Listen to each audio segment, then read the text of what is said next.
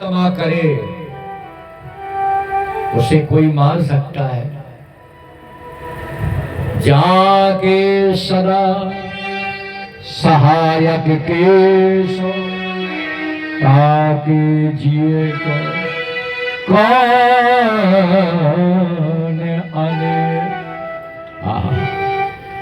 जिसकी रक्षा स्वयं भगवान करे उसे कोई भी नहीं मार सकता है। भला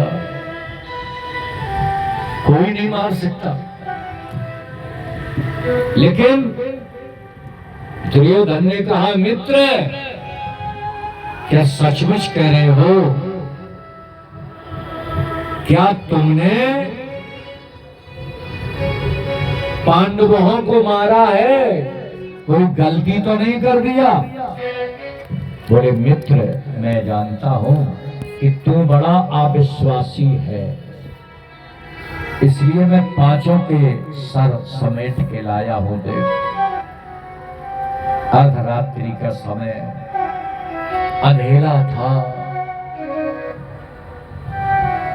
ध्यान देना, दुर्योधन को समझ में नहीं आया पांडवों के सर है कि और किसी के। दुर्योधन 10,000 हाथियों का बल रखता था। लाओ एक सर उठाओ। एक सर उठाया और दुर्योधन ने उस सर को लिया और ऐसे दबाया। देखो, जैसे आप अमरूद दबाएं फूट जाए, जैसे आप गोला दबाएं फूट जाए। आज ऐसे ही दबाया और जहां से सर को दबाया तो सर फूट गया। मित्र दूसरा सर उठाओ। दुर्योधन ने दबाया, वो भी फूट गया। तीसरा उठाओ, वो भी फूट गया। चौथा, वो भी फूट गया। पांचवा, जहां से पांचवा सर दुर्योधन ने दबाया वो भी फूट गया। हरे राम राम। दुर्योधन को बड़ा दुख हुआ। मित्र तुझसे धोखा हो गया। मेरे दुश्मन पांचों पांडव तो जिंदा ही है। लगता है तूने उनके बालकों का वध कर दिया। मित्र, तो निर्दोष बालकों ने क्या बिगाड़ा था? तूने तो हमारा वंश ही निर्वंश कर दिया, निर्वीज कर दिया।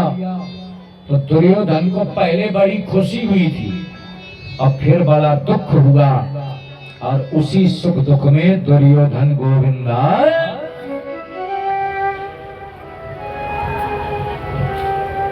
नमो नमः। आइए, दुर्योधन की मृत्यु हो गई। दुर्योधन ने कहा था मैं सबका सर फोड़ सकता था, भीम का सर नहीं फूट सकता, इसलिए तूने पांडवों का वध नहीं किया। ऐसा कहते दुर्योधन तो चला गया। अब अश्वत्थामा ने सोचा कि अगर दुर्योधन ने बात सत्य कही है, अगर पांडव जीवित हैं, तो अब मैं बचने वाला नहीं हूं। तो अश्वत्थामा रथ में बैठ के भागे। देखो, एक दिन पहले भागे। देश से विदेश निकल जाऊं, क्योंकि अगर पांडव जिंदा है तो मैं जीवित रहने वाला नहीं। लेकिन एक बात बताओ, भागा रथ, बड़ी जोर से रथ दबाया, घोड़े हिलना रहे, फिर भी रथ बढ़ा रहा है। अश्वत्थामा, जरा ध्यान देना बंधुओं, एक जगह घोड़े भी महाराज गिर गए, फिर रथ भगाता रहा। आइए देखो, अभी अश्वत्थामा की बात सुन रहे हो, उस मां का हाल सुनो, द्रौपदी का, जिसके पांचों पुत्र अश्वत्थामा ने मार डाले। आइए वहां चलते। एक बात बताओ, कन्हैया ने कहा, हे मित्रों चलो शिविर में चले। जब शिविर के पास पहुंचे, अच्छा, द्रौपदी का नियम था रोज प्रातः उठती थी तो अपने पांचों पतियों के सबसे पहले चरण छूती थी द्रौपदी। पत्नी को छूना चाहिए सवेरे पति के चरण। आजकल तो हमारा शायद आज कोई छूता है, शर्म लगती है। नहीं, द्रौपदी का नियम था, पांचों पतियों के चरण छूती थी। आज शिविर में जाऊं, पांचों पतियों के चरण छू लूं। द्रौपदी जब शिविर के अंदर गई तो देखा पतियों के बिस्तर खाली है। द्रौपदी ने सोचा कि मैं अपने पुत्रों को जगा दूं, आगे सो रहे हैं। अब द्रौपदी को क्या पता था कि मेरे पुत्र ऐसे सोए हैं कि अब जगने वाले नहीं। और द्रौपदी पहुंची, बिस्तरों को देखा, बालकों के रुधिर से सने थे। जब चादरा हटाया, पांचों बालकों के धड़ भर पड़े थे, सर का कहीं पता नहीं था। आहा, द्रौपदी बड़ी जोर से रोने लगी। बोले कैसे? माता शिशूना निधनम सुताना निशम्य घोरम परितप्यमाना। निशम्य घोरम परितप्यमाना। घोर करुण सुर से आज द्रौपदी रो रही है। हाय मेरे पुत्र, पांचे मेरे पुत्र थे, मारे गए।